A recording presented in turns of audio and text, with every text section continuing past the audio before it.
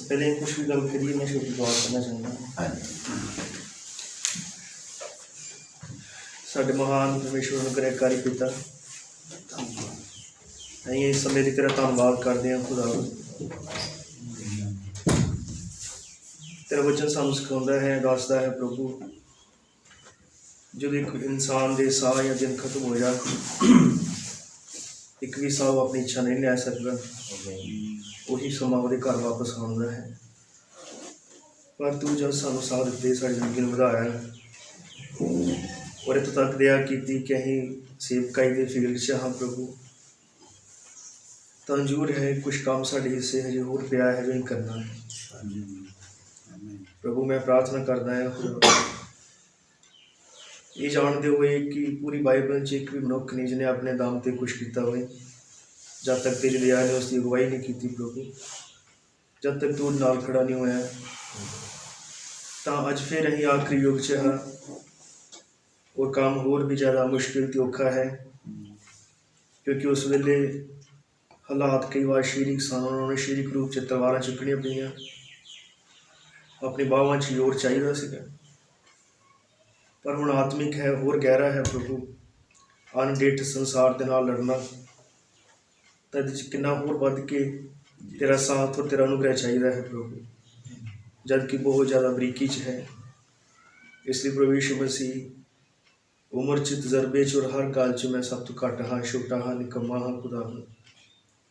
ਪਰ ਮੈਂ ਤੇਰੇ ਵਧੀਆ ਲੋਕਾਂ ਦਾ ਧੰਨਵਾਦ ਕਰਦਾ ਹਾਂ ਜਿਹਨਾਂ ਅੰਦਰ ਇਹ ਨਮਰਤਾ ਹੈ ਪ੍ਰਭੂ ਯਿਸੂ ਮਸੀਹ, ਕਿ ਉਹ ਸੁਣਨ ਲਈ ਤਿਆਰ ਹਨ, ਬੈਠਦੇ ਹਨ ਪ੍ਰਭੂ, ਜੋ ਇਹ ਦੱਸਦਾ ਹੈ ਕਿ ਸਾਡੇ ਵਿੱਚ ਸਭ ਤੋਂ ਸਰਵੋੱਚ ਸਰਵਸ਼੍ਰੇਸ਼ਟ ਤੂੰ ਹੀ ਹੈ। ਤੇਰਾ ਹੀ ਪਵਿੱਤਰ ਨਾਮ ਇਸ ਲਈ ਉੱਪਰ ਉਠਾਇਆ ਜਾਏ। ਇਹ ਸਭ ਵਚਨ, ਲਿਖਤਾਂ ਔਰ ਤੇਰੇ ਨਬੀ ਦੇ ਹਵਾਲੇ ਤੇਰੇ ਆਤਮਾ ਦੀ ਪ੍ਰੇਰਨਾ ਹੈ ਪ੍ਰਭੂ ਯਿਸੂ ਮਸੀਹ। ਜਦ ਇਹਨਾਂ ਨੂੰ ਪੜ੍ਹਿਆ ਜਾਂਦਾ ਹੈ, ਰੱਖਿਆ ਜਾਂਦਾ ਹੈ, ਅਤੇ ਸਾਡੀ ਸੇਵਕਾਈਆਂ ਨੂੰ ਹੋਰ ਮਜ਼ਬੂਤ ਕਰਨ ਔਰ ਅਸੀਂ ਆਪਣੇ ਉਸ ਮਕਸਦ ਨੂੰ ਪੂਰਾ ਕਰ ਸਕੀਏ। ਪ੍ਰਾਰਥਨਾ ਯਿਸੂ ਮਸੀਹ ਦੇ ਨਾਮ 'ਚ ਮੰਗਦੇ ਹਾਂ। ਪ੍ਰਭੂ ਤੁਹਾਨੂੰ ਬਰਕਤ ਦੇਵੇ, ਸਾਰਿਆਂ ਨੂੰ ਜੈ ਮਸੀਹ ਕੀ। ਉਸ ਤੋਂ ਪਹਿਲੇ ਕਿ ਮੈਂ ਦੱਸਾਂ ਕਿ ਸਾਰੇ ਜਾਣਦੇ ਹੋ, ਇੱਥੇ ਖੜ੍ਹੇ ਹੋਣਾ, ਕਲੀਸਿਆ ਦੇ ਸਾਹਮਣੇ ਖੜ੍ਹੇ ਹੋਣਾ ਔਰ ਪਾਸਟਰਾਂ ਦੇ ਸਾਹਮਣੇ ਖੜ੍ਹੇ ਹੋਣਾ, ਜ਼ਮੀਨ ਅਸਮਾਨ ਦਾ ਫਰਕ ਹੁੰਦਾ ਹੈ, ਔਖਾ ਲੱਗਦਾ ਹੈ। ਪਰ ਫਿਰ ਵੀ ਅਸੀਂ ਪ੍ਰਭੂ ਦੀ ਕਿਰਪਾ ਚਾਹੁੰਦੇ ਹਾਂ, ਜਿਹਨੇ ਹਮੇਸ਼ਾ ਸਾਡੀ ਮਦਦ ਕੀਤੀ, ਅੱਜ ਵੀ ਮਦਦ ਕਰੇ ਔਰ ਅਸੀਂ ਬਾਈਬਲ 'ਚ ਕੁਛ ਗੱਲਾਂ ਨੂੰ ਦੇਖ ਸਕੀਏ। ਬ੍ਰਦਰ ਹੁਣੀ ਪ੍ਰਚਾਰ ਕਰ ਰਹੇ ਸੀ ਪਿਛਲੇ ਸਮਿਆਂ ਤੋਂ, ਬਹੁਤ ਵਧੀਆ। ਔਰ ਲਾਸਟ ਵੀ ਉਹਨਾਂ ਨੇ ਗੱਲ ਕੀਤੀ ਕਿ ਅਸੀਂ ਪਰਮੇਸ਼ਵਰ ਦੇ ਕੋ ਵਰਕਰ, ਮਤਲਬ ਕਿ ਉਹਦੇ ਨਾਲ ਸਾਂਝੇ ਕੰਮ ਕਰਨ ਵਾਲੇ ਹਾਂ। ਤਾਂ ਮੈਂ ਉਹਨਾਂ ਨਾਲ ਗੱਲ ਕਰ ਰਿਹਾ ਸੀਗਾ ਕਿ ਇਹਦੇ ਉੱਤੇ ਬਿਲਡਿੰਗ ਸਟੋਨ 'ਚ ਇੱਕ ਵਿਸ਼ਾ ਹੈ। ਮੈਂ ਸਿਰਫ ਉਹਦੀ ਹੈਡਿੰਗ ਹੀ ਪੜ੍ਹੀ ਸੀ, ਅੱਜ ਤੱਕ ਪੜ੍ਹਿਆ ਨਹੀਂ। ਮੈਂ ਕਿਹਾ ਉਹਦੇ ਵਿੱਚ ਆਪਾਂ ਗੱਲਾਂ ਰੱਖ ਸਕਦੇ ਹਾਂ। ਬ੍ਰਦਰ ਉਹਨਾਂ ਦਾ ਮੈਸੇਜ ਆਇਆ ਪਰਸੋਂ ਕਿ ਤੁਸੀਂ ਉਹਨਾਂ ਗੱਲਾਂ ਰੱਖੋ, ਪ੍ਰਚਾਰ ਹੀ ਕਰੋ। ਤਾਂ ਮੈਂ ਕੱਲ੍ਹ ਸ਼ਾਮ ਜਦੋਂ ਉਹਨੂੰ ਦੇਖਿਆ, ਆਪਣੇ ਉੱਥੇ ਚਰਚ 'ਚ ਬੈਠੇ ਪੜ੍ਹਦਾ ਸੀ, ਤਾਂ ਪੜ੍ਹਦੇ ਪੜ੍ਹਦੇ ਮੈਂ ਆਪਣੇ ਹੱਥਾਂ ਨੂੰ ਉੱਪਰ ਉਠਾ ਲਿਆ, ਉੱਚੀ ਦੁਆ ਕੀਤੀ ਕਿ ਪ੍ਰਭੂ ਸਾਨੂੰ ਰਹਿਮ ਦੇ, ਸਾਡੇ ਉੱਤੇ ਕਿਰਪਾ ਕਰਕੇ ਅਸੀਂ ਇਹਨਾਂ ਚੀਜ਼ਾਂ ਨੂੰ ਬੜੀ ਗੰਭੀਰਤਾ ਹੀ ਨਾਲ ਲੈ ਸਕੀਏ। ਜਦ ਮੈਂ ਉਹਨਾਂ ਗੱਲਾਂ ਨੂੰ ਪੜ੍ਹਦਾ ਸੀ। ਪ੍ਰਭੂ ਤੁਹਾਨੂੰ ਬਰਕਤ ਦੇਵੇ। ਇਹ ਇੰਗਲਿਸ਼ 'ਚ ਹੈ ਔਰ ਮੈਨੂੰ ਜ਼ਿਆਦਾ ਇੰਨੀ ਆਉਂਦੀ ਨਹੀਂ, ਪਰ ਪਹਿਲੇ ਨਾਲੋਂ ਥੋੜ੍ਹਾ ਵਧੀਆ ਹੋ ਗਿਆ, ਹੁਣ ਮਾੜਾ ਮੋਟਾ ਸਿੱਖ ਗਿਆ ਮੈਂ, ਪਰ ਉਹਨਾਂ ਵਰਡ ਟੂ ਵਰਡ ਨਹੀਂ। ਤਾਂ ਮੈਂ ਭਾਈ ਪਿਊਸ਼ ਅੱਗੇ ਰਿਕੁਐਸਟ ਕਰਦਾ, ਆਪਣੀ ਚੇਅਰ ਇੱਥੇ ਲੈ ਆਇਓ, ਜੇ ਵਿੱਚ ਕੁਛ ਪੜ੍ਹਨਾ ਪਏਗਾ ਮੇਰੀ ਹੈਲਪ ਕਰ ਦਿਓ। ਆਓ, ਮੈਂ ਸੋਚਦਾ ਕਈ ਬੱਚਿਆਂ ਦੇ ਆਦਰ ਲਈ ਖੜੇ ਹੋ ਸਕਦੇ ਹਾਂ। ਰਸੂਲਾਂ ਦੀ ਕਿਤਾਬ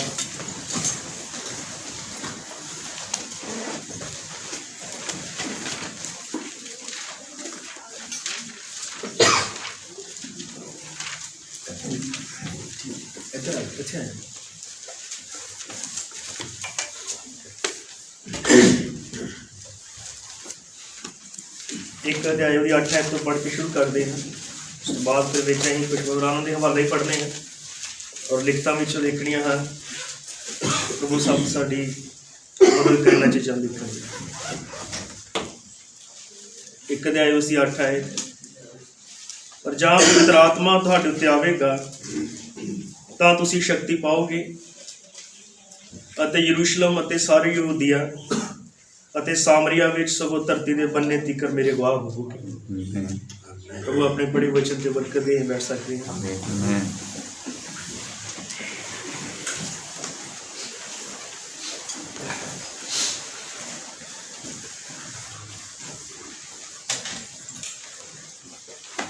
ਅਸੀਂ ਇੱਥੇ ਦੇਖਦੇ ਹਾਂ ਕਲੀਸਿਆ ਦੀ ਸ਼ੁਰੂਆਤ ਹੁੰਦੀ ਆ, ਪ੍ਰਭੂ ਯਿਸੂ ਮਸੀਹ ਨੇ ਆਪਣੇ ਚੇਲਿਆਂ ਨੂੰ ਭੇਜਿਆ ਜਾਂ ਤੇ ਉੱਪਰੋਂ ਸ਼ਕਤੀ ਪ੍ਰਾਪਤ ਕਰੋਗੇ ਤਾਂ ਤੁਸੀਂ ਯਰੂਸ਼ਲਮ, ਯਹੂਦੀਆ, ਸਾਮਰੀਆ ਵਿੱਚ ਸਗੋਂ ਧਰਤੀ ਦੇ ਬੰਨੇ ਤੀਕਰ ਮੇਰੇ ਗਵਾਹ ਹੋਵੋਗੇ।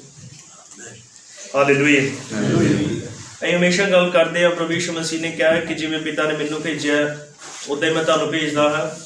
ਔਰ ਇਹ ਦੇਖਦੇ ਹਾਂ ਕਿ ਪਿਤਾ ਨੇ ਪ੍ਰਭੂ ਯਿਸੂ ਮਸੀਹ ਨੂੰ ਕਿਸੇ ਮਕਸਦ ਲਈ ਭੇਜਿਆ ਸੀਗਾ, ਔਰ ਉਹ ਮਕਸਦ ਇਹ ਸੀ ਕਿ ਮਨੁੱਖ ਦਾ ਪੁੱਤਰ ਗਵਾਚੇ ਹੋਏ ਨੂੰ ਭਾਲਣ ਲਈ ਉਹਨੂੰ ਲੱਭਣ ਲਈ ਆਇਆ। ਹਾਲੇਲੂਇਆ। ਤਾਂ ਅਗਰ ਅਸੀਂ ਦੇਖਦੇ ਹਾਂ ਕਿ ਯਿਸੂ ਮਸੀਹ ਕਿਸੇ ਮਕਸਦ ਲਈ ਭੇਜਿਆ ਗਿਆ, ਔਰ ਉਹ ਮਕਸਦ ਇਹ ਸੀ ਕਿ ਉਹ ਗਵਾਚੇ ਹੋਇਆਂ ਦੀ ਭਾਲ ਕਰੇ ਜਾਂ ਜਿਨ੍ਹਾਂ ਨੂੰ ਲੋੜ ਹੈ ਮੁਕਤੀ ਦੀ।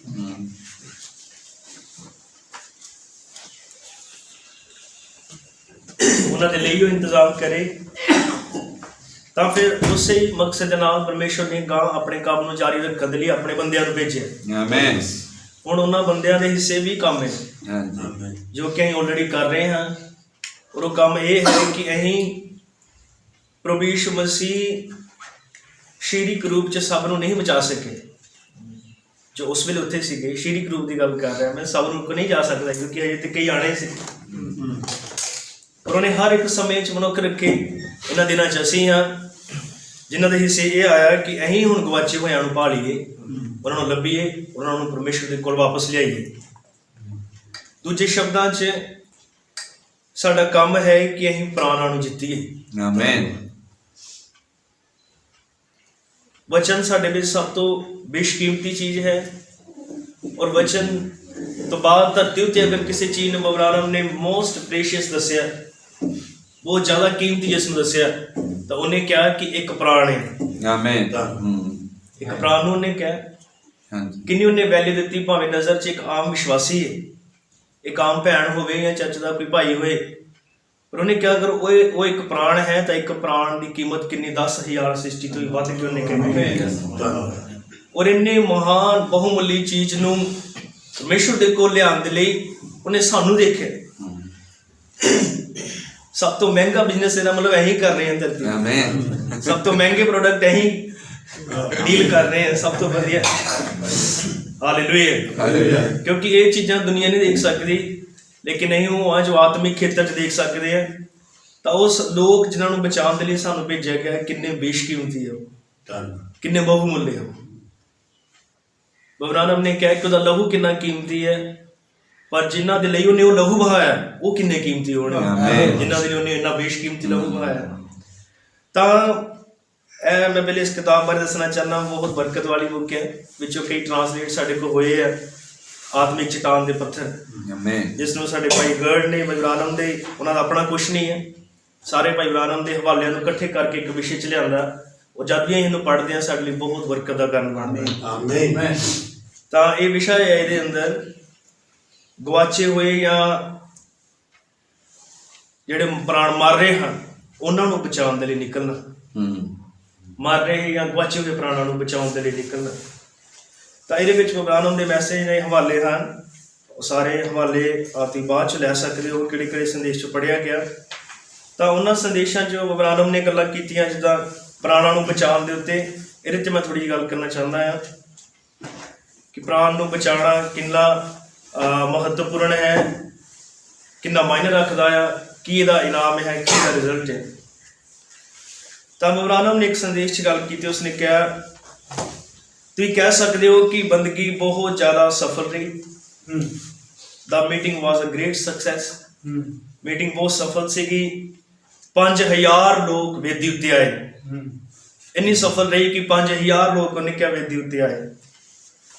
ਪਰ ਉਹਨੇ ਕਿਹਾ ਹੋ ਸਕਦਾ ਹੈ ਕਿ ਉਹਨਾਂ 'ਚੋਂ ਇੱਕ ਵੀ ਨਾ ਬਚਿਆ ਹੋਇਆ ਹੋਵੇ।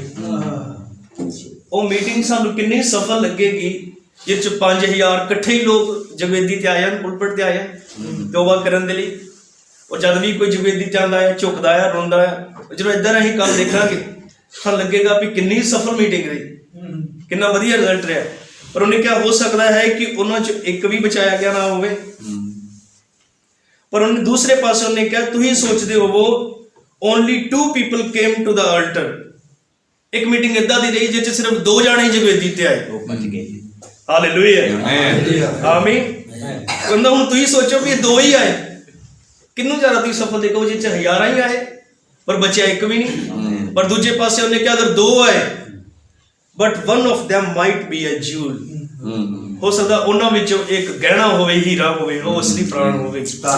ਤਾਂ ਫਿਰ ਮੀਟਿੰਗ ਸਫਲ ਕਿਹੜੀ ਹੋਈ? ਉਹ ਨਹੀਂ ਜਿਹ 'ਚ 5000 ਹੀ ਆਏ ਜਾਂ ਲੱਖਾਂ ਹੀ ਪਬਲਿਕ ਇਕੱਠੀ ਹੋਈ, ਉਹ ਮੀਟਿੰਗ ਸਫਲ ਹੋਈ ਜਿਹ 'ਚ ਇੱਕ ਪ੍ਰਾਣ ਬਚ ਗਿਆ ਜਿਹੜਾ ਹਾਲੇਲੂਇਆ। ਤਾਂ ਮੌਲਾਨਾ ਨੇ ਕਿਹਾ ਅਸੀਂ ਵੀ ਇਹੀ ਕਰ ਰਹੇ ਹਾਂ, ਅਸੀਂ ਵੀ ਅੱਜ ਸੇਵਕਾਂ ਨੂੰ ਕਹਿ ਰਹੇ ਹਾਂ, ਅਸੀਂ ਵੀ ਇਹੀ ਕਰ ਰਹੇ ਹਾਂ। ਉਹਨੇ ਕਿਹਾ ਅਸੀਂ ਜਾਲ ਸੁੱਟ ਰਹੇ ਹਾਂ ਮੱਛੀਆਂ ਫੜਨ ਦੇ ਲਈ, ਇਹ 'ਚ ਪਰਮੇਸ਼ਰ ਜਾਣਦਾ ਹੈ ਕਿ ਕਿਹੜੀ ਮੱਛੀ ਅਸਲੀ ਹੈ। ਅਸੀਂ ਵੀ ਇਹੀ ਕੰਮ ਕਰ ਰਹੇ ਹਾਂ, ਅਸੀਂ ਵੀ ਮਿਹਨਤ ਕਰੀਏ ਕਿ ਅਸੀਂ ਉਹਨਾਂ ਹੀਰਿਆਂ ਨੂੰ ਲੱਭੀਏ ਅਸਲੀ, ਜਿਹੜੇ ਹਜ਼ਾਰਾਂ ਤੋਂ ਵੱਧ ਕੇ ਲੱਖਾਂ ਤੋਂ ਵੱਧ ਕੇ ਕੀਮਤੀ ਹੋਣ। ਹਾਲੇਲੂਇਆ। ਤਾਂ ਕਿ ਉਸਨੇ ਕਿਹਾ ਸਦਾ ਇਹ ਯਾਦ ਰੱਖੋ, ਵਚਨ ਇਹ ਕਹਿੰਦਾ ਹੈ ਕਿ ਮੇਰੀ ਭੇਡ ਮੇਰੀ ਆਵਾਜ਼ ਨੂੰ ਸੁਣਦੀ ਹੈ। And the voice of God is His word. ਉਹਨੇ ਕਹਿਣ ਤੋਂ ਪਹਿਲਾਂ ਉਹਨੇ ਕਿਹਾ ਕਿ ਯਾਦ ਰੱਖਿਓ ਮੇਰੀ ਭੇਡ ਮੇਰੀ ਆਵਾਜ਼ ਨੂੰ ਸੁਣਦੀ ਹੈ, ਆਵਾਜ਼ ਨੂੰ ਪਛਾਣਦੀ ਹੈ। ਜੇ ਕੋਈ ਅਸਲੀ ਭੇਡ ਹੋਏਗੀ ਤਾਂ ਉਹਨੇ ਸਿਰਫ ਮੇਰੀ ਆਵਾਜ਼ ਨੂੰ ਪਛਾਣਨਾ ਹੈ। ਅਗਰ ਉਸ ਆਵਾਜ਼ ਤੋਂ ਸਿਵਾਏ ਅਸੀਂ ਕੁਝ ਹੋਰ ਨਾ ਸਾਹਮਣੇ ਪੇਸ਼ ਕਰਨ ਦੀ ਕੋਸ਼ਿਸ਼ ਕਰਾਂਗੇ ਤੇ ਅਸੀਂ ਵੀ ਕਦੇ ਵੀ ਅਸਲੀ ਭੇਡ ਨੂੰ ਅਯਾਲੀ ਦੇ ਕੋਲ ਨਹੀਂ ਲੈ ਕੇ ਆ ਸਕਦੇ, ਕਿਉਂਕਿ ਅਸਲੀ ਭੇਡ ਬਗੈਰ ਆਵਾਜ਼ ਦੇ ਨਹੀਂ ਆ ਸਕਦੀ। ਫਿਰ ਕਿੰਨਾ ਜ਼ਰੂਰੀ ਹੈ, ਜਿੱਦਾਂ ਬਦਰ ਉਹਨਾਂ ਨੇ ਪੜ੍ਹਿਆ ਪਹਿਲੋਂ, ਕਿ ਉਹ ਚੀਜ਼ ਦੱਸੀ ਜਾਏ ਜੋ ਸਥਿਰ ਹੈ, ਜੋ ਪੱਕੀ ਹੈ। ਆਮੀਨ। ਜਿਹੜੀ ਇੰਨੀ ਕੁ ਪੱਕੀ ਹੈ ਕਿ ਸਵਰਗ ਦੂਤ ਨੂੰ ਵੀ ਹੱਕ ਨਹੀਂ ਕਿ ਉਹਦੇ ਵਿਰੁੱਧ ਕੁਛ ਕਰੇ। ਫਿਰ ਸਾਨੂੰ ਕਿੰਨੀ ਜ਼ਿੰਮੇਵਾਰੀ ਕਿ ਉਹੀ ਰੱਖੀਏ ਜਿਹੜਾ ਪੱਕਾ ਹੋਏ, ਜਿਹੜਾ ਅਸਲੀ ਹੋਵੇ, ਜੋ ਪਿਓਰ ਹੋਏ। ਹਾਲੇਲੂਇਆ। ਕਿਉਂਕਿ ਉਹਨੇ ਕਿਹਾ ਭੇਡ ਸਿਵਾਏ ਵਚਨ ਤੋਂ ਕਿਸੇ ਹੋਰ ਚੀਜ਼ ਦਾ ਪਿੱਛਾ ਨਹੀਂ ਕਰ ਸਕਦੀ। ਮਤਲਬ ਕਿ ਅਸਲੀ ਅਗਰ ਅਸੀਂ ਮੱਛੀ ਫੜਨੀ ਆ ਤਾਂ ਸਿਵਾਏ ਪਿਓਰ ਵਚਨ ਦੇ ਨਹੀਂ ਫੜੀ ਜਾ ਸਕਦੀ। ਕਿ ਸਿੱਖਿਆ ਦੇ ਨਾਲ ਅਸੀਂ ਉਹਨਾਂ ਨੂੰ ਜਜ਼ਬਾਤਾਂ 'ਚ ਲੁਕਣ ਲਿਆ ਸਕਦੇ ਹਾਂ, ਹਨਾ। ਕੁਝ ਕਹਾਣੀਆਂ ਦੇ ਨਾਲ ਉਹਨਾਂ ਨੂੰ ਮੋਹਿਤ ਕਰ ਸਕਦੇ ਹਾਂ, ਪਰ ਅਗਲੀ ਉਸ ਪ੍ਰਾਣ ਦੀ ਗੱਲ ਕਰੀਏ ਜਿਹੜਾ ਹੀਰਿਆਂ ਤੋਂ ਵੱਧ ਕੇ ਕੀਮਤੀ ਹੈ, ਤਾਂ ਉਹ ਸਿਰਫ ਵਚਨ ਦੇ ਨਾਲ ਹੀ ਫੜਿਆ ਜਾ ਸਕਦਾ। ਔਰ ਇਹ ਦੇਖਦੇ ਆ ਇਸੇ ਹੀ ਚੀਜ਼ ਦੀ ਕਮੀ। ਪਿਛਲੇ ਦਿਨਾਂ 'ਚ ਪ੍ਰਭੂ ਨੇ ਮੇਰੀ ਅਗਵਾਈ ਕੀਤੀ, ਮੈਂ ਬਾਈਬਲ 'ਚ ਦੇਖਦਾ ਸੀ ਤਾਂ ਰਾਜਿਆਂ ਦੀ ਕਿਤਾਬ 'ਚੋਂ ਪੜ੍ਹਦਾ ਮੈਂ ਇੱਕ ਕਰੈਕਟਰ ਉੱਤੇ ਰੁਕਿਆ। ਇੱਕ ਬੱਚਾ ਜਿਹੜਾ 8 ਸਾਲ ਦੀ ਉਮਰ 'ਚ ਰਾਜਾ ਬਣਿਆ, ਯੋਸ਼ੀਆ। ਹਾਲੇਲੂਇਆ। ਔਰ ਬਹੁਤ ਮੁਬਾਰਕ ਕਰੈਕਟਰ ਸੀਗਾ। ਮੈਂ ਅੱਗੇ ਉਸ ਤੋਂ ਬਾਅਦ ਨਹੀਂ ਅੱਗੇ ਪੜ੍ਹ ਸਕਿਆ ਅਗਲੇ ਚੈਪਟਰ ਦੇ ਰਾਜਿਆਂ ਤੱਕ, ਜਦ ਤੱਕ ਉਹਦੇ ਉੱਤੇ ਮੈਂ ਪ੍ਰਚਾਰ ਨਹੀਂ ਕਰ ਦਿੱਤੀ। ਪ੍ਰਭੂ ਨੇ ਅਗਵਾਈ ਕੀਤੀ ਕਿਉਂਕਿ ਉਹ ਇੱਦਾਂ ਦਾ ਕਰੈਕਟਰ ਹੈ ਜਿਹਦੇ ਸਮੇਂ 'ਚ ਅਸੀਂ ਦੇਖਦੇ ਹਾਂ ਕਿ ਭਗਤੀ ਇੰਨੀ ਵਿਗੜ ਚੁੱਕੀ ਸੀ। ਭਗਤੀ ਜਿਹੜੀ ਕਿ ਪਰਮੇਸ਼ਵਰ ਦੇ ਨਾਲ ਮਿਲਣ ਦਾ ਜ਼ਰੀਆ ਹੈ, ਇੰਨੀ ਕੁ ਵਿਗੜ ਚੁੱਕੀ ਸੀ ਕਿ ਉਹਨਾਂ ਨੇ ਹੈਕਲ ਦੇ ਵਿੱਚ ਮੂਰਤੀਆਂ ਖੜੀ ਕਰ ਦਿੱਤੀਆਂ। ਮਨਸ਼ਾ ਜਾਂ ਉਹਦਾ ਦਾਦਾ ਸੀਗਾ ਜਾਂ ਬਾਪ ਸੀ, ਇੱਥੋਂ ਤੱਕ ਹਾਲਾਤ ਬਣ ਗਏ ਸੀਗੇ ਕਿ ਉਹਨਾਂ ਨੇ ਹੈਕਲ ਦੇ ਵਿੱਚ ਮੂਰਤੀਆਂ ਖੜੀਆਂ ਕਰ ਦਿੱਤੀਆਂ। ਔਰ ਜਦੋਂ ਹੈਕਲ 'ਚ ਮੂਰਤੀਆਂ ਖੜੀਆਂ ਕਰ ਦਿੱਤੀਆਂ, ਇਹਦਾ ਮਤਲਬ ਕਿ ਉਹਨਾਂ ਰਾਜਿਆਂ ਦੇ ਨਾਲ ਦੁਨੀਆ ਸਹਿਮਤ ਸੀਗੀ, ਲੋਕ ਤਿਆਰ ਸੀਗੇ। ਇਕੱਲਾ ਰਾਜਾ ਕਦੀ ਵੀ ਇੰਨਾ ਉਹ ਨਹੀਂ ਕਰ ਸਕਦਾ, ਉਹ ਵੀ ਇਜ਼ਰਾਈਲ ਵਰਗੇ ਦੇਸ਼ 'ਚ ਹੈਕਲ 'ਚ ਮੂਰਤੀਆਂ ਖੜੀਆਂ ਕਰਨੀਆਂ। ਇਹਦਾ ਮਤਲਬ ਪਬਲਿਕ ਸਹਿਮਤ ਸੀਗੀ ਉਹਦੇ ਨਾਲ, ਔਰ ਲੋਕ ਇੱਥੋਂ ਤੱਕ ਆ ਗਏ ਸੀਗੇ ਕਿ ਹੈਕਲ ਦੇ ਵਿੱਚ ਵੀ ਮੂਰਤੀ ਪੂਜਾ ਕਰਨ। ਬਾਈਬਲ 'ਚ ਲਿਖਿਆ ਉਹਨਾਂ ਨੇ ਹੈਕਲ 'ਚ ਮੂਰਤੀਆਂ ਖੜੀਆਂ ਕਰ ਦਿੱਤੀਆਂ। ਪਰ ਇਹੋ ਜਿਹੇ ਮਾਹੌਲ ਦੇ ਅੰਦਰ ਇੱਕ ਬੰਦਾ ਖੜਾ ਹੁੰਦਾ ਹੈ ਇਸ ਫੈਸਲੇ ਦੇ ਨਾਲ ਕਿ ਮੈਂ ਸੱਚੀ ਭਗਤੀ ਲਾਗੂ ਕਰਾਂਗਾ। ਹਾਲੇਲੂਇਆ। ਮੈਂ ਔਰ ਭਾਈਵਾਨ ਪਿੱਛੇ ਜੰਮੂ ਮੀਟਿੰਗਾਂ ਕਰਕੇ ਆਏ, ਉੱਥੇ ਆਪਸ 'ਚ ਗੱਲਾਂ ਕਰ ਰਹੇ ਸੀਗੇ ਕਿ ਇਹ ਆ ਆਪਣੇ ਅਧਿਕਾਰ ਦਾ ਠੀਕ ਇਸਤੇਮਾਲ ਕਰਨਾ। ਜਿन्होंने ਭਾਵੇਂ ਉਹਦੇ ਪਿਛਲੇ ਪਿਓ ਦਾਦਿਆਂ ਨੇ ਕੁਛ ਵੀ ਕੀਤਾ। ਮੈਂ ਕਹਿੰਦਾ ਰਾਜਿਆਂ ਦੀ ਕਿਤਾਬ ਪੜ੍ਹੀ ਹੈ, ਜ਼ਿਆਦਾਤਰ ਇਹੀ ਆਉਂਦਾ ਇਹਨੇ ਵੀ ਉਹੀ ਭੈੜੇ ਕੰਮ ਕੀਤੇ ਜਿਹੜੇ ਪਿਓ ਨੇ ਕੀਤੇ, ਇਹਨੇ ਵੀ ਉਹੀ ਭੈੜੇ ਕੰਮ ਕੀਤੇ ਜਿਹੜੇ ਦਾਦੇ ਨੇ ਕੀਤੇ। ਬਹੁਤ ਘੱਟ ਬੰਦੇ ਲੱਭਣਗੇ ਜਿਨ੍ਹਾਂ ਬਾਰੇ ਜ਼ਿਕਰ ਆਉਂਦਾ ਕਿ ਇਹਨੇ ਠੀਕ ਕੀਤਾ। ਹੈ ਆ ਥੋੜੇ, ਜ਼ਿਆਦਾਤਰ ਦਾ ਭੈੜਾ ਹੀ ਰਿਕਾਰਡ ਹੈ। ਪਰ ਇਸ ਬੰਦੇ ਦੇ ਹੱਥ ਜਦੋਂ ਕਮਾਨ ਆਈ, ਜਿੱਦਾਂ ਅੱਜ ਸਾਡੇ ਹੱਥਾਂ 'ਚ ਕਮਾਨ ਆਈ, ਆਮੀਨ, ਜਿੱਦਾਂ ਅੱਜ ਸਾਡੇ ਹੱਥਾਂ 'ਚ ਕਮਾਨ ਆਈ, ਸਾਨੂੰ ਅਥਾਰਟੀ ਮਿਲੀ ਕਿ ਅਸੀਂ ਪੁਲਪਿਟ ਤੇ ਖੜੇ ਹੋ ਸਕਦੇ ਹਾਂ ਔਰ ਜੋ ਚਾਹੀਏ ਅਸੀਂ ਕਰ ਸਕਦੇ ਹਾਂ। ਅਗਰ ਅਸੀਂ ਠੀਕ ਖੜੇ ਰਹਿ ਸਕੇ ਤਾਂ ਅਸੀਂ ਇਹਨਾਂ ਬੇਸ਼ਕੀਮਤੀ ਪ੍ਰਾਣਾਂ ਨੂੰ ਜਿੱਤ ਵੀ ਸਕਦੇ ਹਾਂ। ਜੇ ਅਸੀਂ ਉਸੇ ਪਿਛਲੀ ਰੀਤ ਨੂੰ ਹੀ ਜਾਰੀ ਰੱਖੀਏ ਤਾਂ ਅਸੀਂ ਵੀ ਖਰਾਬ ਕਰ ਸਕਦੇ ਹਾਂ ਲੋਕਾਂ ਨੂੰ। ਪਰ ਇਹ ਯੋਸ਼ੀਆ ਨੂੰ ਦੇਖ ਲਓ, ਉਹਨੇ ਆਪਣੇ ਅਧਿਕਾਰ ਦਾ ਠੀਕ ਇਸਤੇਮਾਲ ਕੀਤਾ। ਉਹਨੇ ਆਪਣਾ ਧਿਆਨ ਹੈਕਲ ਵੱਲ ਮੋੜਿਆ। ਹਾਲੇਲੂਇਆ। ਉਹਨੇ ਉਹਦਾ ਸੁਧਾਰ ਕਰਨਾ ਸ਼ੁਰੂ ਕੀਤਾ। ਤਾਂ ਸੁਧਾਰ ਸ਼ੁਰੂ ਕਰਦੇ ਕਰਦੇ ਉਹਨੂੰ ਪੋਥੀ ਲੱਭਦੀ ਹੈ, ਜਿਹੜਾ ਉਸ ਵੇਲੇ ਮਹਾਯਾਜਕ ਹੁੰਦਾ, ਤੁਸੀਂ ਜਾਣਦੇ ਹੋ, ਸਭ ਪੜ੍ਹੇ ਹੈ। ਹਾਲੇਲੂਇਆ। ਅਸੀਂ ਦੇਖਦੇ ਕਿ ਜਿਸ ਦੇ ਅੰਦਰ ਪਰਮੇਸ਼ਰ ਦਾ ਕੰਮ ਕਰਨ ਦੀ ਇੱਛਾ ਹੋਏ ਉਹ ਜ਼ਰੂਰ ਪ੍ਰਭੂ ਉਹਦੇ ਲਈ ਹੋਰ ਇੰਤਜ਼ਾਮ ਕਰਦਾ ਹੈ। ਆਮੇਨ। ਉਸੇ ਵੇਲੇ ਪੋਥੀ ਲੱਭੀ। याजक का नाम मैंने भूल गया, हिजकिया शायद दा नाम हिलकिया, ਯਹੋਦਾ ਦਾ हाँ इदा एक सीगा ਉਹਨੂੰ ਉਸ ਵੇਲੇ ਪੋਥੀ ਲੱਭਦੀ ਹੈ। ਤੇ ਮੈਂ ਕਿਹਾ ਇਹ ਕਿੰਨੀ ਹੈਰਾਨੀ ਵਾਲੀ ਗੱਲ ਆ, ਇਜ਼ਰਾਈਲ ਵਰਗੇ ਦੇਸ਼ 'ਚ ਪੋਥੀ ਲੱਭੇ, ਕਿੰਨੀ ਅਜੀਬ ਦੀ ਗੱਲ ਹੈ। ਪੋਥੀ ਲੱਭੀ ਕਿੰਨਾ ਅਜੀਬ ਲੱਗੇ ਕਿ ਮੈਨੂੰ ਚਰਚ 'ਚੋਂ ਬਾਈਬਲ ਲੱਭੀ। ਇਹਦਾ ਮਤਲਬ ਇੰਨੀ ਬੇਕਦਰੀ ਸੀ ਜਿਹੜੀ ਗਵਾਚੀ ਸੀ ਚਰਚ 'ਚ, ਉਹ ਵੀ ਪੋਥੀਆਂ ਨੂੰ ਅਚਾਨਕ ਲੱਭੀ ਹੈਕਲ 'ਚੋਂ। ਪਰ ਮਤਲਬ ਕਿੱਥੇ ਤੱਕ ਭਗਤੀ ਵਿਗੜ ਚੁੱਕੀ ਹੋਈ ਹੋਵੇਗੀ। ਪਰ ਇਹ ਦੇਖਨੇ ਕਿ ਉਹ ਪੋਥੀ ਲੱਭਦੀ ਆ, ਉਹ ਫਿਰ ਉਸ ਦੇ ਸ਼ਫਾਨ ਲਿਖਾਰੀ ਨੂੰ ਦਿੱਤੀ ਜਾਂਦੀ ਰਾਜੇ ਦੇ। ਸ਼ਫਾਨ ਲਿਖਾਰੀ ਜਾ ਕੇ ਰਾਜੇ ਦੇ ਅੱਗੇ ਪੋਥੀ ਨੂੰ ਪੜ੍ਹਦਾ ਹੈ। ਔਰ ਬਾਈਬਲ 'ਚ ਲਿਖਿਆ ਜਦੋਂ ਯੋਸ਼ੀਆ ਨੇ ਪੋਥੀ ਦੇ ਬਾਰੇ ਸੁਣਿਆ ਤਾਂ ਉਹਨੇ ਆਪਣੇ ਕੱਪੜੇ ਫਾੜੇ, ਉਹ ਰੋਇਆ, ਉਹ ਵਿਆਕੁਲ ਹੋਇਆ। ਫਿਰ ਉਹਨੇ ਕਿਹਾ ਕਿ ਸਾਡੇ ਨਾਲ ਕਿਉਂ ਇੰਨੇ ਭੈੜੇ ਕੰਮ ਹੋ ਰਹੇ ਸੀ, ਕਿਉਂਕਿ ਜਿੱਦਾਂ ਪੋਥੀ 'ਚ ਲਿਖਿਆ ਇੱਦਾਂ ਦੇ ਕਦੀ ਸਾਡੇ ਪਿਓ ਦਾਦਿਆਂ ਨੇ ਕੀਤਾ ਹੀ ਨਹੀਂ, ਸਾਡੇ ਨਾਲ ਤਾਂ ਹੀ ਇੰਨਾ ਮਾੜਾ ਹਾਲ ਹੋਇਆ। ਫਿਰ ਉਹ ਸੁਨੇਹਾ ਭੇਜਦਾ ਹੈ ਕਿ ਜਾਓ ਯਹੋਵਾ ਦੇ ਕੋਲੋਂ ਪੁੱਛਗਿੱਛ ਕਰੋ। ਤਾਂ ਇੱਕ ਭੈਣ ਕੋ ਜਾਂਦੇ ਆ ਜਿਹਦੇ ਕੋਲ ਭਵਿੱਖਬਾਣੀ ਦਾ ਵਰਦਾਨ ਹੁੰਦਾ। ਉਹ ਫਿਰ ਉਹਨੂੰ ਦੱਸਦੀ ਹੈ ਕਿ ਪ੍ਰਭੂ ਨੇ ਇਹ ਕਿਹਾ ਕਿ ਦੇਖੋ ਜੋ ਬੁਰਾਈ ਯਹੂਦਾ ਤੇ ਆਣੀ ਉਹ ਤੇ ਆਣੀ ਆਣੀ, ਉਹ ਟਲੇਗੀ ਨਹੀਂ, ਕਿਉਂਕਿ ਉਹਨੇ ਜੋ ਕੰਮ ਕੀਤਾ ਉਹਦਾ ਦੰਡ ਉਹਨਾਂ ਨੂੰ ਮਿਲੇਗਾ। ਪਰ ਰਾਜਾ ਨੂੰ ਜਾ ਕੇ ਇਹ ਕਹੋ ਕਿ ਤੂੰ ਜਿਹੜਾ ਪੋਥੀ ਨੂੰ ਸੁਣ ਕੇ ਆਪਣੇ ਮਨ ਨੂੰ ਮੁਲਾਇਮ ਕੀਤਾ, ਨਮਰ ਹੋਇਆ, ਦੀਨ ਹੋਇਆ, ਤੇਰੇ ਲਈ ਇਹ ਸੰਦੇਸ਼ ਹੈ ਕਿ ਤੂੰ ਸ਼ਾਂਤੀ ਦੇ ਨਾਲ ਆਪਣੇ ਪਿਓ ਦਾਦਿਆਂ 'ਚ ਮਿਲ ਜਾਏਗਾ। ਤਾਂ ਕੀ ਸਾਡੇ ਦਿਨਾਂ 'ਚ ਪੋਥੀ ਵਾਪਸ ਨਹੀਂ ਆਈ? ਹਾਲੇਲੂਇਆ। ਉਹ ਜਦੋਂ ਪੋਥੀ ਨੂੰ ਪੜ੍ਹਦਾ ਹੈ ਤਾਂ ਇਹ ਦੇਖਦੇ ਆ ਕਿ ਇਹ ਪੋਥੀ ਬਦਲਾਵ ਲਿਆਂਦੀ ਹੈ ਔਰ ਇੱਕ ਸੇਵਕਾਈ ਸ਼ੁਰੂ ਕਰਦਾ ਹੈ, ਇੱਕ ਬੇਦਾਰੀ ਲਿਆਂਦਾ, ਇੱਕ ਲਹਿਰ ਚਾਲੂ ਕਰਦਾ। ਜਿੰਨੇ ਮੂਰਤੀ ਪੂਜਕਾਂ ਦੀਆਂ ਕਬਰਾਂ ਹੁੰਦੀਆਂ ਇੱਥੋਂ ਤੱਕ ਉਹਨਾਂ ਦੀ ਕਬਰਾਂ 'ਚੋਂ ਹੱਡੀਆਂ ਕੱਢ ਕੇ ਉਹਨਾਂ ਦਾ ਪਾਊਡਰ ਬਣਾਉਂਦਾ। ਉਹਨੇ ਹੱਡੀਆਂ ਵੀ ਛੱਡੀਆਂ, ਉਹਨਾਂ ਦੀਆਂ ਕਬਰਾਂ 'ਚੋਂ ਹੱਡੀਆਂ ਕੱਢੀਆਂ। ਕਿੰਨੀ ਅਣਖ ਹੋਈ ਕਿ ਇੱਕ ਸੱਚੀ ਭਗਤੀ ਲਾਗੂ ਕੀਤੀ ਜਾਏ, ਉਹਨਾਂ ਦਾ ਵਿਰੋਧ ਕੀਤਾ ਜਾਏ ਜਿਨ੍ਹਾਂ ਨੇ ਖੰਡਨ ਕੀਤਾ ਸੀਗਾ, ਜਿਨ੍ਹਾਂ ਨੇ ਹੈਕਲ 'ਚ ਮੂਰਤੀ ਪੂਜਾ ਲਿਆਂਦੀ। ਬਹੁਤ ਸੋਹਣਾ ਹੈ। ਹਾਲੇਲੂਇਆ। ਜਦੋਂ ਉਹਨੇ ਸਭ ਕੁਝ ਕੀਤਾ ਤੇ ਦੇਖਦੇ ਆ ਕਿ ਉਹਨੇ ਜਦੋਂ ਕਬਰਾਂ ਨੂੰ ਖੋਲ ਰਹੇ ਸੀਗੇ, ਇੱਕ ਕਬਰ ਸਾਹਮਣੇ ਆਈ ਔਰ ਉਹਨੇ ਕਬਰ ਦੇ ਬਾਰੇ ਪੁੱਛਿਆ ਇਹ ਕਿਹਦੀ ਕਬਰ ਹੈ, ਇਹ ਕਿਹਦੀ?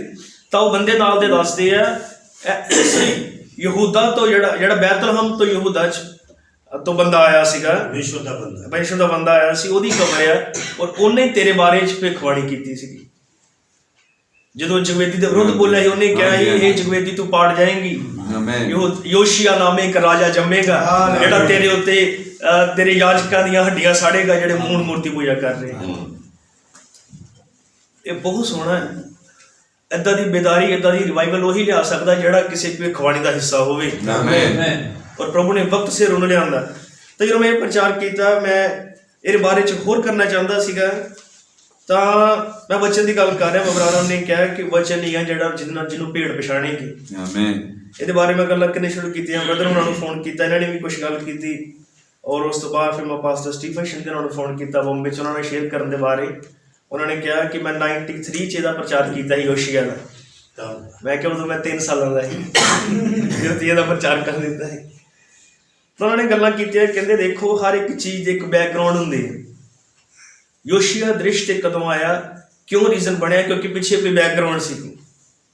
ਔਰ ਬੈਕਗਰਾਉਂਡ ਅਸੀਂ ਜਦੋਂ ਦੇਖਦੇ, ਉਹਨੇ ਕਿਹਾ ਕਿ 7ਵੀਂ ਮੋਹਰ 'ਚ ਜਦੋਂ ਮੈਂ ਪੜ੍ਹਦਾ ਸੀਗਾ ਗੋਤਰਾਂ ਦੇ ਬਾਰੇ 'ਚ ਜਾਂ ਯਰੋਬੋਆਮ ਉਹਨਾਂ ਦੇ ਪਾਪ ਦੇ ਬਾਰੇ 'ਚ, ਤਾਂ ਮੈਂ ਸੋਚਦਾ ਸੀਗਾ ਕਿ ਇਹ 7ਵੀਂ ਮੋਹਰ ਬਬਰਾਨ ਨੂੰ ਪ੍ਰਚਾਰ ਕਰ ਰਿਹਾ, ਨਾ ਮਹਾਨ ਸੰਦੇਸ਼, ਤੇ ਇਹਨਾਂ ਦੀ ਗੱਲ ਕਿਉਂ ਕਰਦਾ। ਪਰ ਹੌਲੀ ਹੌਲੀ ਜਦੋਂ ਚੀਜ਼ਾਂ ਖੁੱਲੀਆਂ ਤੇ ਪਤਾ ਲੱਗਿਆ ਬਬਰਾਨ ਨੇ 7ਵੀਂ ਮੋਹਰ 'ਚ ਇਹਨਾਂ ਚੀਜ਼ਾਂ ਦੇ ਬਾਰੇ ਗੱਲ ਕਿਉਂ ਕੀਤੀ। ਕਿਉਂਕਿ ਅਸੀਂ ਦੇਖ ਰਹੇ ਯੋਸ਼ੀਆ ਉਦੋਂ ਆਉਂਦਾ ਜਦੋਂ ਯਰੋਬੋਆਮ ਆਪਣੀ ਭਗਤੀ ਕਰਨ ਲੱਗਿਆ ਹੁੰਦਾ ਹੈ ਨਾ। ਯਰੋਬੋਆਮ ਆਪਣੀ ਭਗਤੀ ਕਰਨ ਲੱਗਿਆ ਹੁੰਦਾ ਔਰ ਉਹ ਜਿਹੜਾ ਕਾਨੂੰਨ ਦੇ ਬਾਹਰ ਰਾਜਾ ਬਣਦਾ ਹੈ, ਉਹਦਾ ਹੱਕ ਨਹੀਂ ਸੀਗਾ, ਉਹ ਯਹੂਦਾ ਤੋਂ ਨਹੀਂ, ਪਰ ਫਿਰ ਵੀ ਉਹ ਰਾਜਾ ਬਣਿਆ ਅਨਲੀਗਲ। ਭਾਈ ਇਬਰਾਹਿਮ ਨੇ 7ਵੀਂ ਮੋਹਰ 'ਚ ਗੱਲਾਂ ਕੀਤੀਆਂ ਕਿ ਅੱਜ ਵੀ ਕਈ ਰਾਜੇ ਨਹੀਂ ਬਣ ਰਹੇ ਜਿਨ੍ਹਾਂ ਦਾ ਹੱਕ ਨਹੀਂ, ਇਹ ਜਿਹੜੇ ਪਰਮੇਸ਼ਰ ਨੂੰ ਠਹਿਰਾਏ ਹੋਏ ਨਹੀਂ। ਇੱਕ ਗੱਲ ਭਾਈ ਨੇ ਕਰਦੇ ਕਰਦੇ ਕਹੀ ਕਿ ਇੰਨਾ ਰਿਸਕੀ ਆ, ਇੰਨਾ ਜ਼ਬਰਦਸਤ ਆ ਕਿ ਤੁਸੀਂ ਕਈ ਵਾਰੀ ਬੰਦੇ ਸੋਚਦੇ ਆ ਕਿ ਇਹ ਪਰਮੇਸ਼ਰ ਦਾ ਕੰਮ ਹੈ, ਮੈਂ ਕਰਨਾ ਹੈ, ਪਰਮੇਸ਼ਰ ਦਾ ਕੰਮ ਹੈ। ਉਹਨੇ ਕਿਹਾ ਅਗਰ ਤੁਹਾਨੂੰ ਨਹੀਂ ਬੁਲਾਇਆ ਗਿਆ ਤਾਂ ਤੁਸੀਂ ਇਹ ਬੋਝ ਨਾ ਲਓ ਕਿ ਇਹ ਪਰਮੇਸ਼ਰ ਦਾ ਕੰਮ ਹੈ। ਪਰਮੇਸ਼ਰ ਦਾ ਕੰਮ ਹੈ, ਆਪੇ ਉਹ ਕਰੇਗਾ।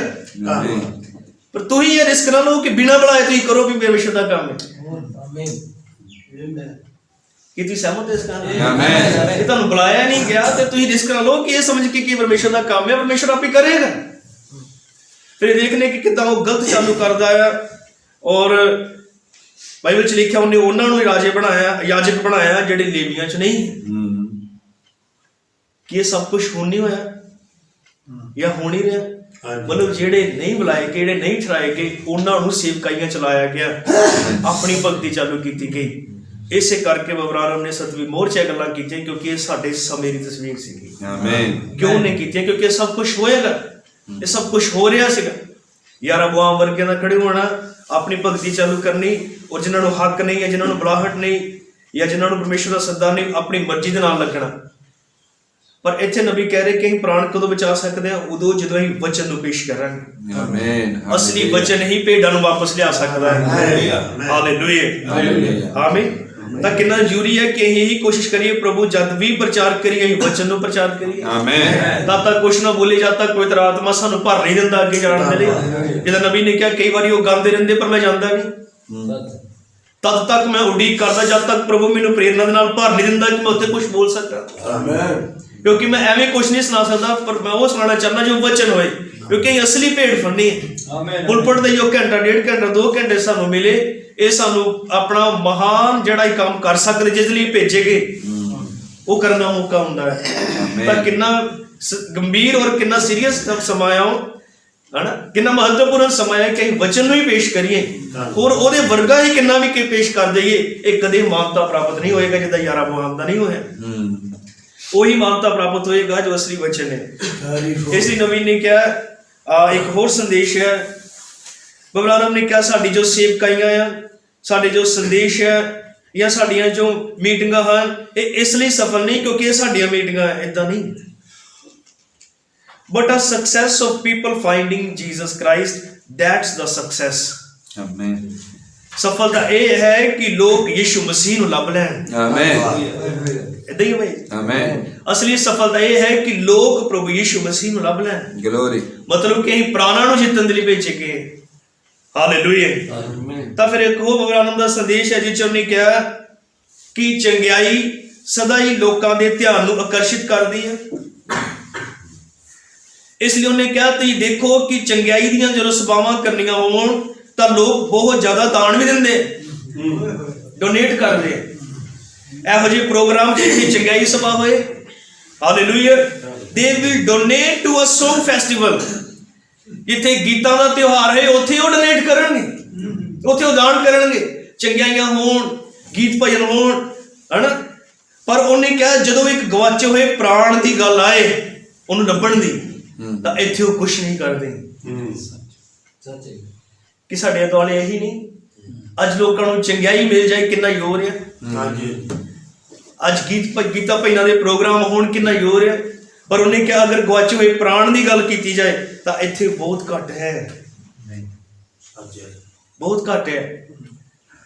ਪਰ ਪ੍ਰਭੂ ਨੇ ਸਾਨੂੰ ਮੌਕਾ ਦਿੱਤਾ, ਸਾਡੇ ਉੱਤੇ ਉਹਨੇ ਸਮੇਂ ਦੇ ਸਹੀ ਸੰਦੇਸ਼ ਨੂੰ ਖੋਲਿਆ, ਅੱਜ ਦੇ ਵਚਨ ਨੂੰ ਖੋਲਿਆ। ਤਾਂ ਅਸੀਂ ਆਪਣਾ ਸਾਰਾ ਜ਼ੋਰ ਕਿੱਥੇ ਲਗਾਈਏ? ਉਸ ਪ੍ਰਾਣ ਨੂੰ ਬਚਾਉਣ ਦੇ ਲਈ। ਬਾਕੀ ਕੰਮ ਤੇ ਦੁਨੀਆ ਕਰ ਹੀ ਰਹੀ ਹੈ।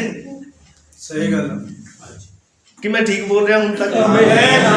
ਆਮੀਨ ਕਹਿ ਸਕਦੇ ਹੋ ਤੁਸੀਂ ਸਾਰੇ ਸੀਨੀਅਰ ਵਿੱਚ ਚੱਕ ਰਹੇ ਹੋ। ਪ੍ਰਭੂ ਬਹੁਤ ਬਰਕਤ ਦੇ। ਧੰਨਵਾਦ। ਇੱਕ ਹਵਾਲਾ ਹੀ ਪੜ੍ਹਦੇ ਹਾਂ ਅਬਰਾਹਮ ਦਾ। ਇਹ ਸੰਦੇਸ਼ ਹੈ ਪਵਿੱਤਰ ਆਤਮਾ ਦੇ ਕੰਮ। ਉਹਨੇ ਕਿਹਾ, but what if I get one soul saved? ਜੇ ਮੈਂ ਇੱਕ ਹੀ ਪ੍ਰਾਣ ਬਚਾ ਸਕਾਂ। What if I had laying here tonight $100 billion laying here? ਜੇ ਇੱਥੇ ਮੇਰੇ ਕੋਲ ਹਜ਼ਾਰਾਂ ਲੱਖਾਂ ਡਾਲਰ ਰੱਖੇ ਗਏ ਹੋਣ। And what could I do with the $100 billion? ਮੈਂ ਇਹਨਾਂ ਅਰਬਾਂ ਖਰਬਾਂ ਡਾਲਰਾਂ ਦਾ ਕੀ ਕਰਾਂਗਾ? The missionaries I could send to the world and probably win millions of souls. ਔਰ ਮੈਂ ਫਿਰ ਸੰਸਾਰ ਦੇ ਵਿੱਚ ਮਿਸ਼ਨਰੀ ਭੇਜਾਂਗਾ ਤੇ ਲੱਖਾਂ ਪ੍ਰਾਣ ਜਿੱਤ ਲਵਾਂਗਾ। ਸੁਣਿਆ ਤੀ? ਇੱਥੇ ਮੇਰੇ ਕੋਲ ਹਜ਼ਾਰਾਂ ਲੱਖਾਂ ਡਾਲਰ ਪਏ ਹੋਣ ਤੇ ਮੈਂ ਉਹਨਾਂ ਨਾਲ ਕੀ ਕਰਾਂਗਾ? ਮਿਸ਼ਨਰੀ ਭੇਜਾਂਗਾ ਦੁਨੀਆ ਦੇ ਅੰਦਰ ਤਾਂ ਕਿ ਪ੍ਰਾਣ ਜਿੱਤ ਸਕਣ। But if I had $100 billion laying on this side, ਪਰ ਜੇ ਮੇਰੇ ਕੋਲ ਇੱਥੇ ਲੱਖਾਂ ਡਾਲਰ ਰੱਖੇ ਹੋਣ ਇੱਕ ਪਾਸੇ, and a little button on this side, ਤੇ ਦੂਜੇ ਪਾਸੇ ਛੋਟਾ ਜਿਹਾ ਬਟਨ ਪਿਆ ਹੋਵੇ, and I could press that little button, ਜੇ ਮੈਂ ਛੋਟੇ ਬਟਨ ਨੂੰ ਦਬਾ ਸਕਾਂ and I had lost the $100 million, ਅਤੇ ਫਿਰ ਮੈਂ ਉਹਨਾਂ ਲੱਖਾਂ ਡਾਲਰਾਂ ਨੂੰ ਗਵਾ ਦੇਵਾਂਗਾ। or don't press the button, ਜੇ ਮੈਂ ਬਟਨ ਨਾ ਦਬਾਵਾਂ I could keep it. ਮੈਂ ਫਿਰ ਉਹਨਾਂ ਨੂੰ ਬਚਾ ਕੇ ਰੱਖੂੰਗਾ ਡਾਲਰਾਂ ਨੂੰ ਆਪਣੇ ਕੋਲ ਹੀ। But if I pressed the button, ਜੇ ਮੈਂ ਬਟਨ ਦਬਾ ਦੇਵਾਂ ਖੱਬੇ ਪਾਸੇ ਵਾਲਾ, my dear old dad that's passed on beyond the veil ਮੇਰਾ ਜੋ ਪਿਤਾ ਹੈ ਪਰਦੇ ਦੇ ਦੂਜੇ ਪਾਸੇ ਚਲਾ ਗਿਆ ਹੈ, ਮਰ ਗਿਆ ਹੈ, would walk down this aisle, ਤਾਂ ਫਿਰ ਉਹ ਇਸ ਪਾਸੇ ਆ ਜਾਓ। ਇਸ ਪਾਸੇ ਆ ਜਾਊਗਾ and I could sit here and talk to him 10 minutes. ਤੇ ਫਿਰ ਮੈਂ ਆਪਣੇ ਪਿਤਾ ਨਾਲ 10 ਮਿੰਟ ਗੱਲ ਕਰ ਸਕਾਂਗਾ। I would give the 100 billion freely without a question to talk to my daddy one more ਤਾਂ time. ਫਿਰ ਮੈਂ ਆਪਣੇ ਪਿਤਾ ਦੇ ਨਾਲ ਸਿਰਫ ਇੱਕ ਵਾਰੀ ਗੱਲ ਕਰਨ ਦੇ ਲਈ ਲੱਖਾਂ ਡਾਲਰ ਬਿਨਾਂ ਕਿਸੇ ਹਿਚਕਚਾਹਟ ਦੇ ਦੇਵਾਂਗਾ, ਖਰਚ ਕਰ ਦੇਵਾਂਗਾ। ਇੱਕ ਪਾਸੇ ਅਰਬਾਂ ਡਾਲਰ ਪਏ ਹੈ, ਦੂਸਰੇ ਪਾਸੇ ਇੱਕ ਬਟਨ ਦਬਾਉਣਾ ਹੈ। ਜੇ ਬਟਨ ਦਬਾ ਦਿੱਤਾ ਤੇ ਉਹ ਡਾਲਰ ਚੱਲ ਜਾਣੇ, ਪਰ ਕਹਿੰਦਾ ਮੈਂ ਬਟਨ ਦਬਾਵਾਂਗਾ ਅਗਰ ਮੈਨੂੰ ਇਹ ਦੱਸਿਆ ਜਾਏ ਕਿ ਬਟਨ ਦਬਾਉਣ ਦੇ ਨਾਲ ਤੁਹਾਡਾ ਡੈਡੀ ਵਾਪਸ ਆ ਸਕਦਾ, ਤੁਸੀਂ ਇੱਕ ਵਾਰੀ ਉਹਨਾਂ ਨਾਲ ਗੱਲ ਕਰ ਸਕਦੇ ਹੋ, ਤੇ ਮੈਂ ਅਰਬਾਂ ਹੀ ਡਾਲਰ ਵਾਪਸ ਹਟਾ ਦੇਵਾਂਗਾ। ਉਹਨਾਂ ਪੈਸਿਆਂ ਵਾ ਜਿਨ੍ਹਾਂ ਦੇ ਪਿੱਛੇ ਅੱਜ ਸਾਰਾ ਹੀ ਸੰਸਾਰ ਪਿਆ ਹੋਇਆ ਹੈ, ਚਰਚ ਪਏ ਹੋਏ ਹੈ, ਪਾਸਟਰ ਪਏ ਹੋਏ ਹੈ, ਕਿ ਨਹੀਂ? ਉਹ ਕਹਿੰਦਾ ਮੈਂ ਸਭ ਚੀਜ਼ਾਂ ਨੂੰ ਪਿੱਛੇ ਹਟਾ ਦੇਵਾਂਗਾ। Where's a value at them? ਤਾਂ ਫਿਰ ਕੀਮਤ ਕਿਸ ਦੀ ਹੈ? What is it? ਇਹ ਕੀ ਹੈ? I think if I can get one soul saved, ਮੈਂ ਸੋਚਦਾ ਹਾਂ ਕਿ ਜੇ ਮੈਂ ਕੇਵਲ ਇੱਕ ਹੀ ਪ੍ਰਾਣ ਬਚਾ ਸਕਾਂ, one little black boy ਇੱਕ ਛੋਟਾ ਕਾਲਾ ਮੁੰਡਾ, or whatever it might be, ਤਾਂ ਫਿਰ ਜਿਹੜਾ ਵੀ ਕੋਈ ਹੈ, as long as there is an eternity, ਜਿੰਨੀ ਦੇਰ ਤੱਕ ਇਹ ਕੋਈ ਅਨੰਤਤਾ ਹੈ, and that light and that star of God is shining in glory, ਤਾਂ ਫਿਰ ਉਹ ਪਰਮੇਸ਼ਵਰ ਦਾ ਤਾਰਾ ਪਰਮੇਸ਼ਵਰ ਦੀ ਮਹਿਮਾ ਦੇ ਵਿੱਚ ਚਮਕੇਗਾ। my name will be associated with getting that soul saved. Amen. ਮੇਰਾ ਜੋ ਨਾਮ ਹੈ ਉਸ ਬਚਾਏ ਹੋਏ ਪ੍ਰਾਣ ਦੇ ਨਾਲ ਜੁੜ ਜਾਵੇਗਾ। Amen. Hallelujah. Hallelujah. ਫਿਰ ਕੀਮਤ ਕਿੱਥੇ ਹੈ? ਉਹ ਲੱਖਾਂ ਅਰਬਾਂ ਡਾਲਰਾਂ ਨੂੰ ਕਹਿੰਦਾ ਮੈਂ ਰੱਦ ਕਰ ਦੇਵਾਂਗਾ। ਮੁੱਲ ਕਿੱਥੇ ਹੈ? ਮੁੱਲ ਇਹ ਹੈ ਕਿ ਮੈਂ ਇੱਕ ਹੀ ਪ੍ਰਾਣ ਬਚਾ ਲਵਾਂ, ਤਾਂ ਉਹਨਾਂ ਮਹਿਮਾਰੇ ਤਾਰਿਆਂ 'ਚ ਮੇਰਾ ਨਾਮ ਵੀ ਉੱਥੇ ਚਮਕੇ। ਹਾਲੇਲੂਇਆ। ਬਹੁਤ ਕਿੰਨਾ ਮੁਬਾਰਕ ਹੈ, ਧੰਨਵਾਦ। ਕਿੰਨਾ ਭਾਗਾਂ ਵਾਲਾ ਸਮਾਂ ਸਾਨੂੰ ਮਿਲਿਆ ਜਿਹੜੇ ਅਸੀਂ ਪ੍ਰਾਣਾਂ ਦੇ ਵਿੱਚ ਪ੍ਰਾਣਾਂ ਨੂੰ ਬਚਾਉਣ ਦੇ ਲਈ ਕੰਮ ਕਰ ਰਹੇ। ਕਿੰਨਾ ਬੇਸ਼ਕੀਮਤੀ ਹੈ ਕਿ ਬਾਈਬਲ ਨਹੀਂ ਕਹਿੰਦੀ ਜਿਨ੍ਹਾਂ ਦੇ ਉਦਮ ਦੇ ਨਾਲ ਢੇਰ ਸਾਰੇ ਧਰਮੀ ਬਣ ਗਏ ਉਹ ਆਕਾਸ਼ ਦੇ ਤਾਰਿਆਂ ਵਾਂਗੂ ਚਮਕਣਗੇ। ਪ੍ਰਾਣਾਂ ਨੇ ਕਿਹਾ ਇੱਕ ਹੀ ਮੈਂ ਬਚਾ ਲਵਾਂ ਤੇ ਮੈਂ ਉਹ ਲੱਖਾਂ ਡਾਲਰ ਅਰਬਾਂ ਡਾਲਰਾਂ ਨੂੰ ਰਿਜੈਕਟ ਕਰ ਦੇਵਾਂਗਾ ਤਾਂ ਕਿ ਮੇਰਾ ਨਾਮ ਮੈਨੂੰ ਪਤਾ ਉੱਥੇ ਫਿਰ ਚਮਕੇਗਾ ਇੱਕ ਬਚਾਉਣ ਦੇ ਨਾਲ। ਉਹਨੇ ਕਿਹਾ ਮੈਂ ਤੁਹਾਨੂੰ ਦੱਸ ਲੈਣ ਦੋ, ਸਾਡੇ ਕੋਲ ਪੈਸਾ ਨਹੀਂ ਹੈ, ਯੂ ਆਰ ਪੀਪਰ ਮੈਨ, ਤੁਸੀਂ ਗਰੀਬ ਆਦਮੀ ਹੋ ਸਾਡੇ ਵਿੱਚ ਜਿੰਨੇ ਵੀ। ਉਹਨੇ ਕਿਹਾ ਇਹ ਬਿਲਕੁਲ ਸਹੀ ਹੈ, ਅਸੀਂ ਤੇ ਉਹਨੇ ਕਿਹਾ ਲੋਕਾਂ ਦੇ ਦਾਨਾਂ ਤੇ ਜਿੰਦੇ ਆ। ਅੱਗੇ ਉਹਨੇ ਕਿਹਾ ਅਸੀਂ ਤੇ ਲੋਕਾਂ ਦੇ ਦਾਨਾਂ ਤੇ ਜਿੰਦੇ ਆ ਸੇਵਕ ਹੋਣ ਦੇ ਨਾਤੇ। ਪਰ ਉਹਨੇ ਕਿਹਾ ਭਰਾਵੋ ਭਰਾਵੋ ਜਾਂ ਲੋਕਾਂ ਨੂੰ ਕਹਿ ਰਿਹਾ ਕਿ ਅਗਰ ਇੱਕ ਹੀ ਬਚਾ ਲਈਏ, ਚਾਹੇ ਉਹ ਅਫਰੀਕਾ ਦਾ ਕੋਈ ਕਾਲਾ ਜਿਹਾ ਮੁੰਡਾ ਹੀ ਕਿਉਂ ਨਾ ਹੋਵੇ, ਜਾਂ ਉਹਨੇ ਕਿਹਾ ਅਮਰੀਕਾ ਦੀ ਉਹ ਇੱਕ ਵੈਸ਼ਾ ਹੀ ਕਿਉਂ ਨਾ ਹੋਵੇ, ਅਗਰ ਉਹ ਇੱਕ ਪ੍ਰਾਣ ਹੈ ਉਹ ਵਾਲਾ, ਅਸੀਂ ਉਹਨੂੰ ਹੀ ਬਚਾ ਲਿਆ ਤਾਂ ਸਾਡੀ ਕਿੰਨੀ ਮਹਾਨ ਵੈਲਿਊ ਹੋਏਗੀ ਕਿ ਆਕਾਸ਼ ਦੇ ਤਾਰਿਆਂ ਵਾਂਗੂ ਇੱਕ ਦਿਨ ਚਮਕਾਂਗੇ। ਪ੍ਰਭੂ ਦਾ ਨਾਮ ਮਹਿਮਾ ਮਿਲੇ। ਹਾਲੇਲੂਇਆ। ਨਹੀਂ ਤਾਂ ਉਹਨੇ ਕਿਹਾ ਆਵਰ ਮਨੀ ਵਿਲ ਫੇਡ, ਸਾਡੇ ਜਿਹੜੇ ਪੈਸੇ ਹਨ ਸਭ ਕੁਝ ਧੁੰਦਲਾ ਪੈ ਜਾਏਗਾ, ਫਿੱਕਾ ਪੈ ਜਾਏਗਾ। ਪਰ ਅਸੀਂ ਇੱਕ ਵੀ ਅਗਰ ਪ੍ਰਾਣ ਉਹਦੇ ਲਈ ਬਚਾ ਲਿਆ ਤਾਂ ਇਹ ਸਾਡੇ ਲਈ ਕਿੰਨਾ ਮਹਿਮਾਮਈ ਹੋਵੇਗਾ। ਹਾਲੇਲੂਇਆ। ਪ੍ਰਭੂ ਦਾ ਨਾਮ ਮਹਿਮਾ ਮਿਲੇ। ਤਾਂ ਅੱਗੇ ਉਹ ਗੱਲ ਕਰਦਾ ਹੈ, ਸੋ ਲੈਟਸ ਸੇਵ ਸੋਲਸ ਬ੍ਰੈਦਰਨ। ਆਓ ਭਾਈਓ ਅਸੀਂ ਪ੍ਰਾਣਾਂ ਨੂੰ ਬਚਾਈਏ। ਆਮੇਨ। ਆਓ ਭਾਈਓ ਅਸੀਂ ਪ੍ਰਾਣਾਂ ਨੂੰ ਬਚਾਈਏ। ਕੀ ਤੁਸੀਂ ਚਾਹੁੰਦੇ ਹੋ ਕਿ ਇਸ ਮੁਬਾਰਕ ਕੰਮ ਨੂੰ ਹੋਰ ਵੀ ਗੰਭੀਰਤਾ ਨਾਲ ਕਰੀਏ? ਆਓ ਫਿਰ ਪ੍ਰਾਣਾਂ ਨੂੰ ਬਚਾਈਏ ਜਿਹੜੇ ਗਵਾਚ ਰਹੇ ਹਨ ਜਾਂ ਜਿਹੜੇ ਮਰ ਰਹੇ ਹਨ। ਇੱਕ ਲਿਖਤ ਅਸੀਂ ਪੜ੍ਹਦੇ ਹਾਂ ਕਹਾਵਤਾਂ 11:30। ਕਹਾਵਤਾਂ 11:30।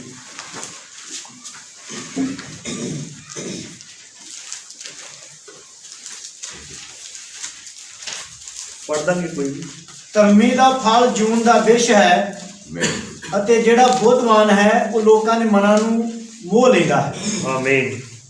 ਧਰਮੀ ਦਾ ਫਲ ਜੀਵਨ ਦਾ ਰੁੱਖ ਹੈ ਪੰਜਾਬੀ ਚ ਲਿਖਿਆ ਤੇ ਜਿਹੜਾ ਬੁੱਧਵਾਨ ਹੈ ਉਹ ਲੋਕਾਂ ਦੇ ਮਨਾਂ ਨੂੰ ਮੋਹ ਲੈਂਦਾ ਹੈ। ਪਰ ਅਗਰ ਤੁਸੀਂ ਇਹਨੂੰ KJV ਚ ਪੜੋ, ਇੱਥੇ ਲਿਖਿਆ ਜਿਹੜਾ ਬੁੱਧਵਾਨ ਹੈ ਉਹ ਪ੍ਰਾਣਾਂ ਨੂੰ ਜਿੱਤ ਲੈਂਦਾ ਹੈ। ਹਾਲੇਲੂਇਆ ਮੋਹ ਲੈਂਦਾ ਨਹੀਂ, ਬੁੱਧਵਾਨ ਉਹ ਹੈ ਜਿਹੜਾ ਪ੍ਰਾਣਾਂ ਨੂੰ ਜਿੱਤ ਲੈਂਦਾ ਹੈ। Hallelujah hallelujah, hallelujah. ਪ੍ਰਭੂ ਦੇ ਨਾਮ ਨੂੰ ਮਹਿਮਾ ਮਿਲੇ। ਤਾਂ ਫਿਰ ਉਹਨੇ ਕਿਹਾ ਕਿ ਤੁਸੀਂ ਜਿਹੜੀਆਂ ਹਾਊਸ ਵਾਈਫ ਹੋ, ਭਾਵੇਂ ਤੁਸੀਂ ਘਰੇਲੂ ਔਰਤਾਂ ਹੋ, ਇਹ ਜ਼ਰੂਰੀ ਨਹੀਂ ਕਿ ਤੁਸੀਂ ਪ੍ਰਚਾਰਕ ਹੋਵੋ, ਪਰ ਤੁਸੀਂ ਵੀ ਕੁਛ ਕਰੋ ਉਹਦੇ ਪਰਮੇਸ਼ਵਰ ਦੀ ਮਹਿਮਾ ਦੇ ਲਈ। ਹਾਲੇਲੂਇਆ। ਤੁਸੀਂ ਵੀ ਉਹਦੇ ਲਈ ਉਹਨੇ ਕਿਹਾ ਕੁਛ ਕਰੋ, ਪਰ ਏਦਾਂ ਦਾ ਕਰੋ ਕਿ ਤੁਸੀਂ ਪ੍ਰਾਣਾਂ ਨੂੰ ਬਚਾ ਸਕੋ ਕਿਸੇ ਨਾ ਕਿਸੇ ਤਰੀਕੇ ਨਾਲ। ਅਗਰ ਉਹ ਹਾਊਸ ਵਾਈਫ ਨੂੰ ਏਦਾਂ ਕਹਿ ਰਿਹਾ ਤਾਂ ਅਸੀਂ ਤੇ ਫਿਰ ਪਾਸਟਰ ਹੈ, ਸਾਡਾ ਤੇ ਕੰਮ ਹੀ ਹੈ ਬਈ। ਹਾਂਜੀ ਅਸੀਂ ਤੇ ਠਰਾਈ ਇਸੇ ਲਈ ਗਈ। ਸਾਨੂੰ ਕਿੰਨਾ ਵੀ ਹੋਰ ਵੱਧ ਕੇ ਗੰਭੀਰਤਾ ਨਾਲ ਕਰਨਾ ਚਾਹੀਦਾ ਹੈ, ਕਿੰਨੇ ਬੋਝ ਦੇ ਨਾਲ ਇਹ ਕਰਨਾ ਚਾਹੀਦਾ ਹੈ। ਔਰ ਉਦੋਂ ਜਦੋਂ ਸਾਨੂੰ ਪਤਾ ਨਹੀਂ, ਹੋ ਸਕਦਾ ਸ਼ਾਇਦ ਇਹ ਆਖਰੀ ਸਾਲ ਹੋਏ, ਉਦੋਂ ਜਦੋਂ ਸਾਨੂੰ ਲੱਗ ਰਿਹਾ ਕਿ ਸ਼ਾਇਦ ਅਗਲਾ ਸਾਲ ਹੋਏ ਜਾਂ ਇੰਨਾ ਹੀ ਕੁਝ ਸਾਲਾਂ 'ਚ ਹੋਏ, ਤਾਂ ਇੰਨੇ ਇਸ ਘੱਟ ਰਹਿੰਦੇ ਟਾਈਮ ਦੇ ਵਿੱਚ ਸਾਨੂੰ ਪ੍ਰਾਣਾਂ ਦੇ ਲਈ ਕਿੰਨੀ ਜ਼ਿਆਦਾ ਮਿਹਨਤ ਕਰਨ ਦੀ ਲੋੜ ਨਹੀਂ। ਕਿਉਂ ਭਾਈ? ਆਮੀਨ ਸਾਨੂੰ ਹੋਰ ਵੀ ਜ਼ਿਆਦਾ ਆਪਣੇ ਕੰਮ ਦੀ ਲਿਮਟ ਨੂੰ ਵਧਾਉਣ ਦੀ ਲੋੜ ਨਹੀਂ। ਆਮੀਨ ਪ੍ਰਾਣਾਂ ਦੇ ਲਈ ਕੰਮ ਕਰਨ ਆ ਬਾਕੀ ਚੀਜ਼ਾਂ ਵੱਲੋਂ ਧਿਆਨ ਹਟਾ ਕੇ ਸਭ ਤੋਂ ਵੱਧ ਕੀ ਕਹੀ ਉਹਦੇ ਲਈ ਪ੍ਰਾਣ ਜਿੱਤ ਸਕੀਏ। ਆਮੀਨ ਹਾਲੇਲੂਇਆ। ਇਬਰਾਹਿਮ ਨੇ ਕਿਹਾ ਅਗਰ ਮੈਂ ਕੋਈ ਮਹਾਨ ਬੰਦਾ ਹੁੰਦਾ ਜਿੱਦਾਂ ਅਬਰਾਹਮ, ਲਿੰਕਨ ਹੋਣੀ ਸੀਗੇ, ਜਿਨ੍ਹਾਂ ਦੀਆਂ ਯਾਦਗਾਰਾਂ ਬਣੀਆਂ ਹੋਈਆਂ ਹਨ, ਪਰ ਇੱਕ ਦਿਨ ਇਹ ਕੁਝ ਵੀ ਨਹੀਂ। ਪਰ ਉਹਨੇ ਕਿਹਾ ਅਗਰ ਇੱਕ ਪ੍ਰਾਣ ਬਚਾ ਲਈਏ ਤਾਂ ਫਿਰ ਉਹ ਇਹੀ ਗੱਲ ਕਰਦਾ ਵਾਰ-ਵਾਰ ਕਿ